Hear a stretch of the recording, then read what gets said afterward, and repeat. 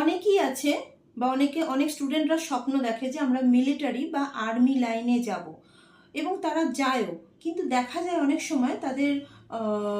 সেখানে গিয়েই তারা খুব কষ্টের মধ্যে আছে, বা কারো দেখা গেল যে মিলিটারি বা আর্মি লাইনে জয়েন হওয়ার কিছু বছর পরে হঠাৎ করে কোনো দুর্ঘটনার মুখে পতিত হলো, যেটা তার মৃত্যুতুল্য বিপদ পর্যন্ত আনতে পারে। কিভাবে বুঝবেন যে আপনারা মিলিটারি লাইন বা প্রশাসন বা পুলিশি লাইনে গেলে কোনো গুলি জাতীয় গুলি খেয়ে বা কোনো বিস্ফোরণে আপনাদের মৃত্যু তুল্য কোনো অবস্থার মধ্যে পড়তে পারেন কিনা? যদি দেখে যে এরকম আয়ু রেখা থেকে কোনো একটা রেখা এরকম মঙ্গলের দিকে যাবে, এবং সেই মঙ্গলের ক্ষেত্রে যে রেখাটি গেছে